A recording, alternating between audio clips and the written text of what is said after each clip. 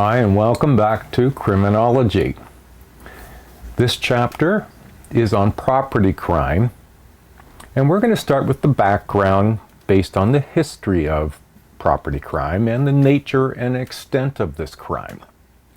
This is going to be followed by a review of theft and the related offenses, and you'll find there's much more than just, break and enter. Now, lastly, we're going to touch also on arson, which falls under property crime. Now, this chapter and the next chapter that we are going to cover, which is white-collar crime and organized crime, are two chapters that focus on economic crimes. And we'll get into that more as we get through these two chapters. Now, this chapter considers many of the most common property crimes that exist in the Canadian Criminal Code. And we'll start with some of the history of theft. Property crime is a form of economic crime in Canada. This point will be made more clear as we progress through this chapter and the next one. Theft of personal property has been experienced all over the world and throughout human history. In your text, it highlights the Crusades of the 11th century, where peasants would prey upon the pilgrims. The 13th century, they poached game from the land of lords and kings. In the 14th century, livestock thieves were very active, and in the 15th and 16th century, along with hostilities between countries were present, foreign mercenaries would go around and steal and pillage for any repentance. Now, repentance is really what they thought was their right to be paid.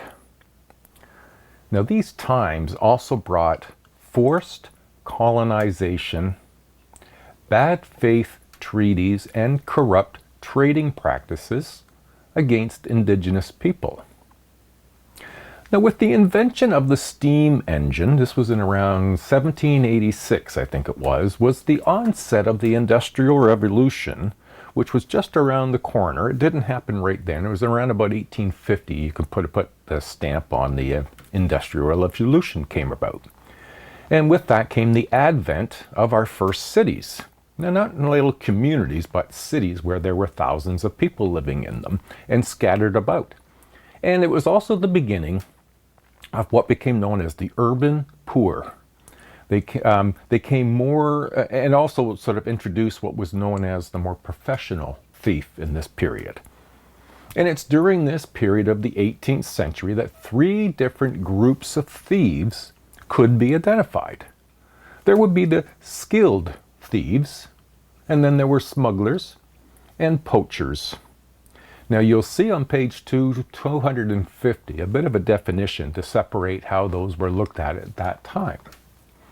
Now, later, in larger cities, these professional thieves would join together and become gangs. Really just changed the whole scope of thievery. The crime of larceny, now this was part of the English common law of the 18th and 19th century.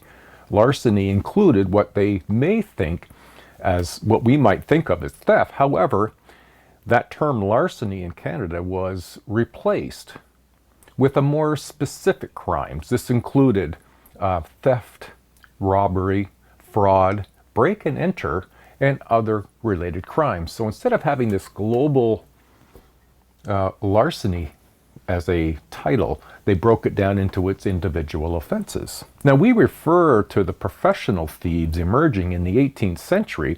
Currently, criminologists have identified several types of criminals who steal.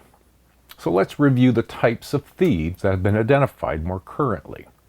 Theft is one of the most common offenses committed. Most thieves are occasional criminals. They're amateurs who have been enticed by a particular situational inducement. Hang on to that word. We're going to come back to it. Situational inducement to commit the theft. This type also includes the millions of thefts which include other related crimes such as shoplifting, pilfering, and tax cheats. Unlike these thieves, A large number of thefts are committed by youth who may straddle between conventional and unconventional approaches and have a primary income, other than thievery, and a self-identity that does not include them seeing themselves as criminals. Now here's where we're going to circle back and look at the situational inducements that can be many and varied. Often they're related to the financial problem. That is, somebody needs money, so they might steal in order to get money. Or it could be the situational inducement could be more of a social problem. Perhaps you've gotten pressure from peers to join in with them. These are situational inducements. Now, some offenders are professional criminals who are skilled in the craft of theft. The professional makes their money from thefts and are fully aware that they are criminals and it's against the law. In an effort to protect their career, the professional thief plans, trains, all in an effort to gain the best advantage and the most gain while minimizing their risks. Now, if you look on page 252, figure 11.1, this is the categories of professional thieves. Now, millions of thefts occur each year throughout Canada. Most of these occurrences are not reported to police.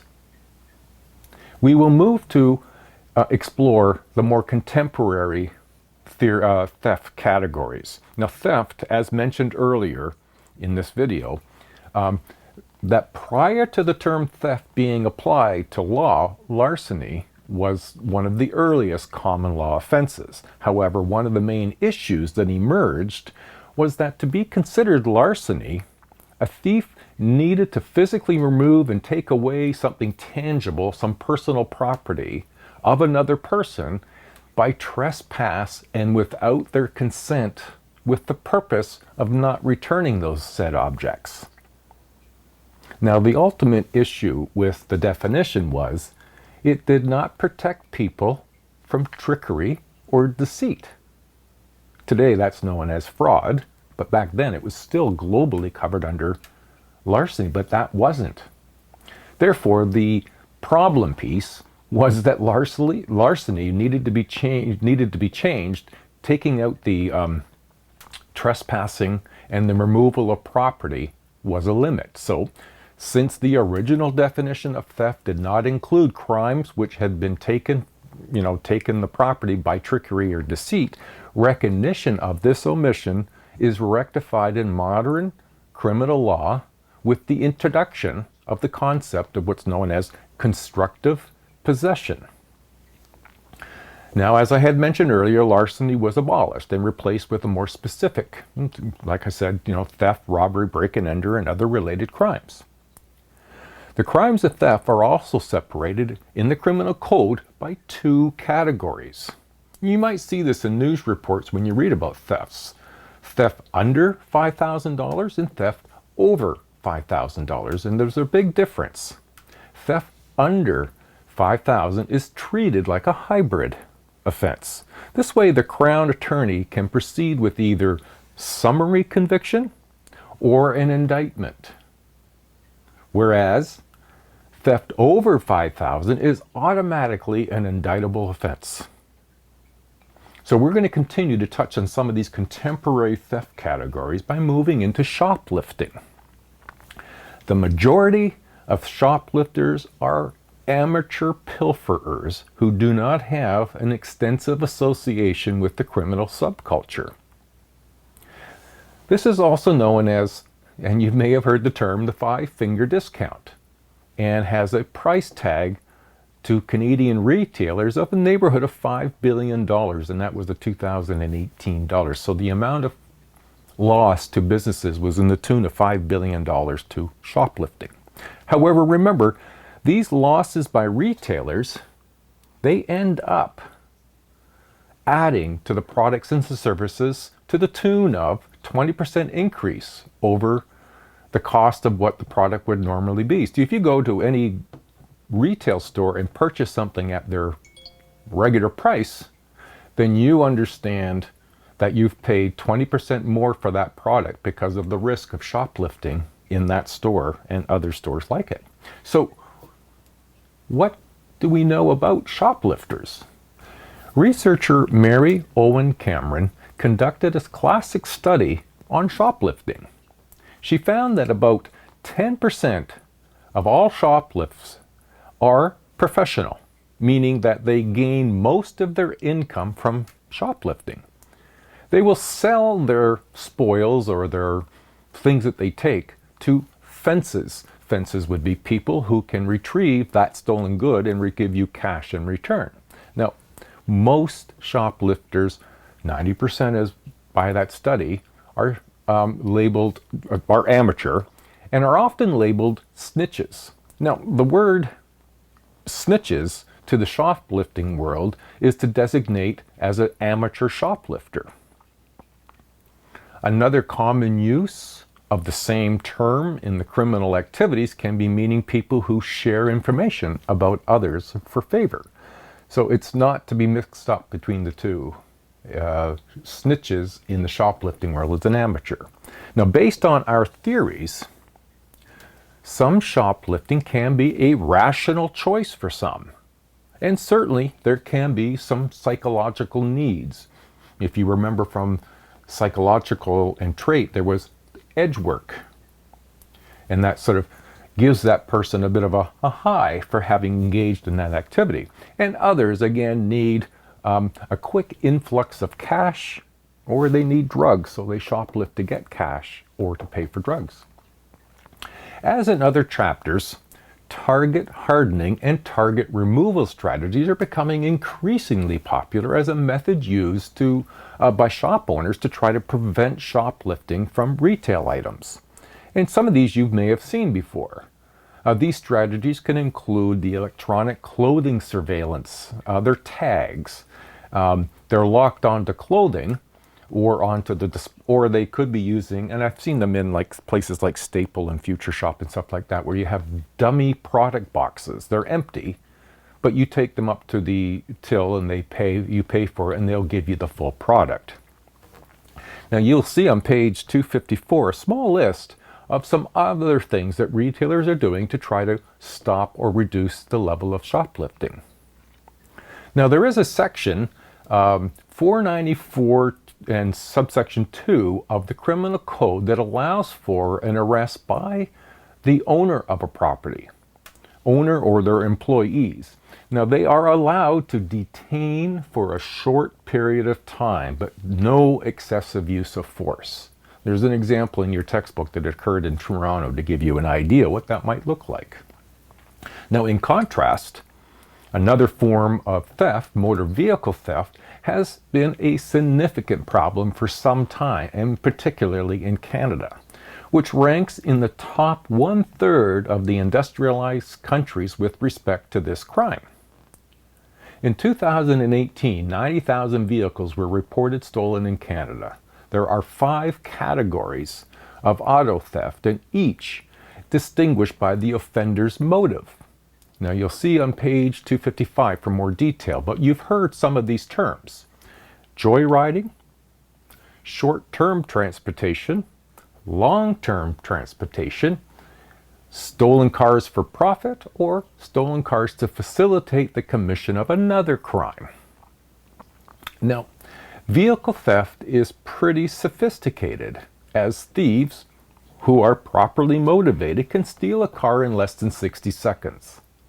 Often the stolen car or trucks make their way overseas or to chop shops where they break the cars apart and sell the parts. CBC has reported that Montreal's port has become a hub for the exporting of stolen cars and trucks overseas. Now, part of the value for the Montreal port is that Montreal port has 31 kilometers span. So there's a lot of port. And that in that port, they move in the neighborhood of 1.5 to 2 million containers every year. So from the professional car thief, this is a good target. It has a huge area, very many containers, less likely to get caught, or less likely to get caught every time. So what can be done to combat motor vehicle thefts? Well, one of the approaches that's had some effect are hotlines that offer money for tips. Another good example is in BC with what's known as IMPACT, Integrated Municipal Provincial Auto Crime Team. Now here what they do is multiple police services work together, and it's been pretty effective. And it's using often bait cars. They're outfitted with boomerang technology. That's an audio-video surveillance equipment, and they are left out in the mall parking lots and such places where car thefts occur pretty frequently. If there is an attempt, the impact system informs the police, and they can either respond and follow, or they can lock the doors and cut the engine. This also, there's also time when the police will not respond, but instead will follow to determine where the chop shop is or where the vehicle is being taken for export. Another approach that's being used includes the creative VIN. VIN is the vehicle identification number, and maybe placing that instead of in a little metal plate on the dashboard of your car by the edge of the window glass, they put it etching in the glass. Public education campaigns, closed-circuit TVs in parking lots are some of the additional examples of target hardening. Now next we're going to look at some of the theft, fraud, and false pretenses. Theft, as we know, is the taking of someone else's property without consent for one's own use. False pretenses and fraud are often confused by the general public. They seem to be interchangeable when they're in fact not. Fraud is a much broader scope. It includes false pretenses, and it involves any use of deceit or trickery to attain property voluntarily from a person. Now, false pretense, on the other hand, this is the presentation either by word or in a document that a person knows to be false, that is made with the intent to induce another person to act upon those words in a document. For example, false pretenses would be like writing a bad check. I know the check is bad. I give it to you knowing the check is bad. You take it and cash it and find out that it's not, and I have your money. Next, we're going to look at, and it's related, is credit and debit card theft has become a major problem in North America. And along with that, identity theft is one of the fastest growing crimes. Credit card theft was once predominantly carried out by amateurs. But now, more professional approaches are being utilized. The use of technologies and the selling of credit card numbers gained via scams and hacks being sold on the dark web.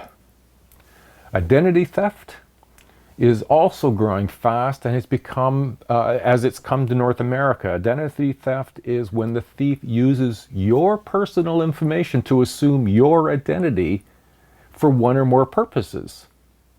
There are multiple identity theft crimes and approaches to protect against identity theft. You'll find that list on page 259. Another contemporary theft category is of writing bad checks. This crime is one of the oldest financial crimes. There are three types of check fraud.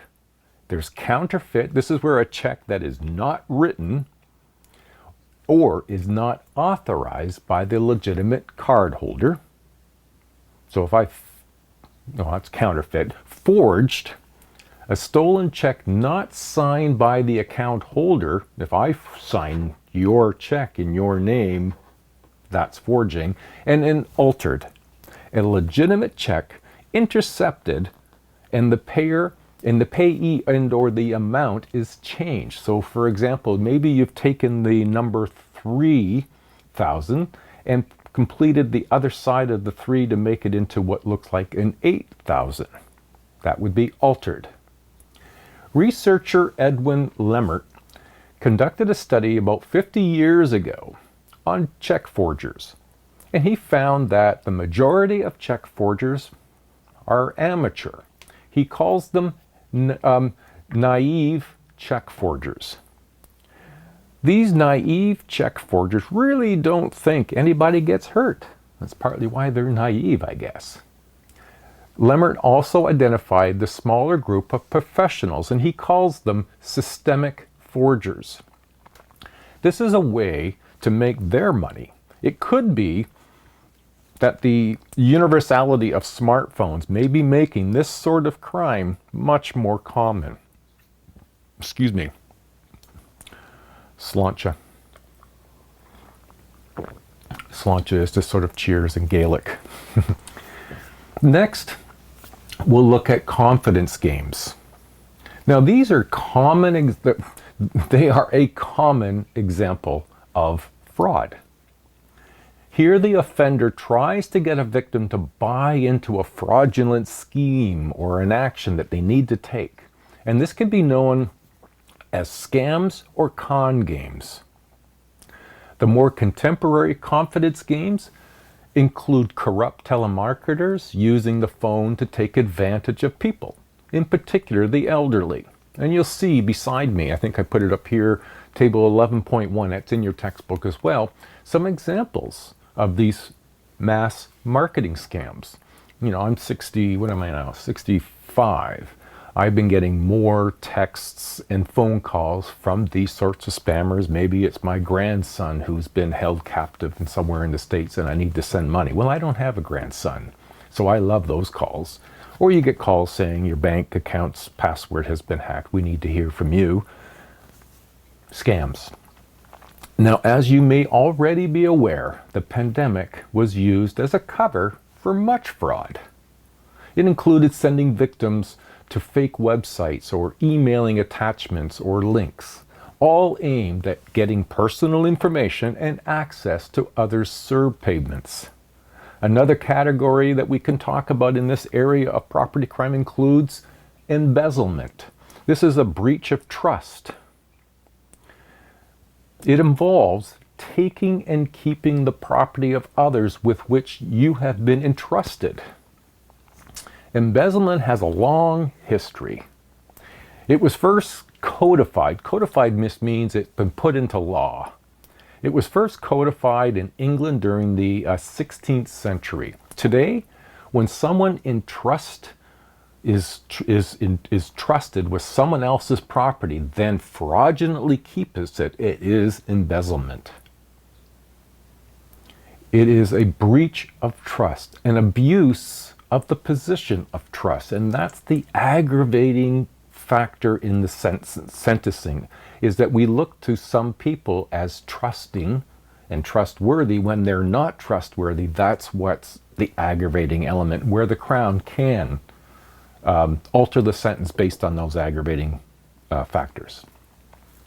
The Criminal Code identifies break and enter, or burglary, as a serious property crime, because most often breaking and entry involves entering someone's personal space, their home, and includes a potential threat to the occupants if you happen to be there during this offense. This offense is treated much more seriously than theft alone.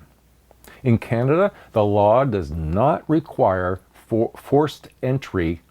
Entry via deceit, threat, or through conspiracy with others are all deemed to be break and enter, and is also called constructive breaking.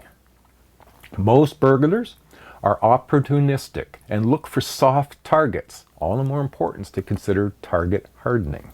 However, some are criminal careerists who have developed specialized skills in break and entering. The Criminal Code identifies 3 categories for break and enter. There's break and enter with intent to commit an indictable offense.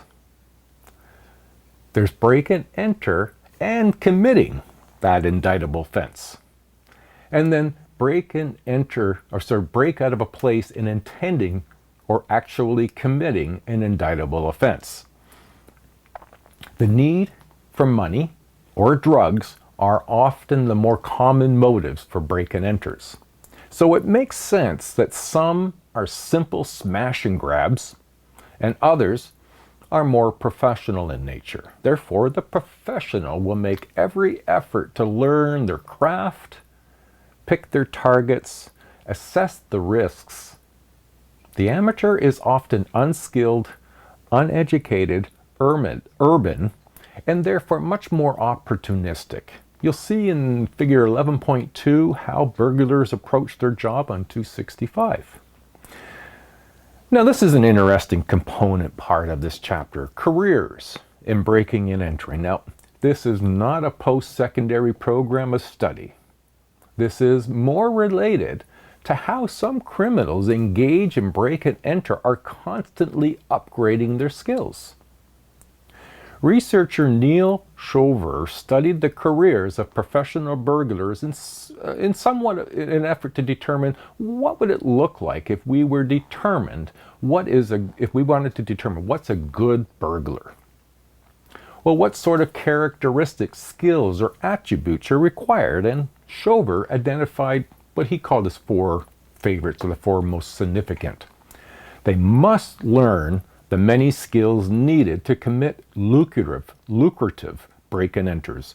So gaining access to homes undetected, selecting the appropriate high-cost items and where they may be located, and using appropriate and proper equipment to do so. Second, a good burglar must be able to team up to form a criminal gang. They need trusted companions, someone to look out, someone with specific skills to carry out the particular job they need done. 3, the good burglar must have inside information. They need to know what to expect on the inside of a home, the home's layout, what can be taken in and out quickly. And then 4, a good burglar must cultivate fences, the people who they can take stolen goods to receive money, or buyers for stolen wares. Need a reliable means of converting stolen goods into cash. This is a learned process by connecting with older, more experienced burglars. This was further researched to show that there's a process, or there are stages to be a good burglar. They start out as novices who need to learn from more experienced burglars. Now, this can be family or relatives who are the teachers. After their training, they enter into a journeyman stage where they plan their own break and enters, building up their own reputation and skills. They become professional when they gain more advanced skills. Now, lastly, as mentioned in the intro, we're going to touch on arson. Arson is an intentional, reckless damage to property by fire or explosion.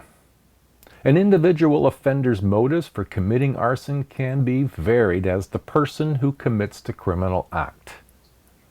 Some psychologists consider that some arsonists have more of a mental health issue rather than it being an actual criminal act.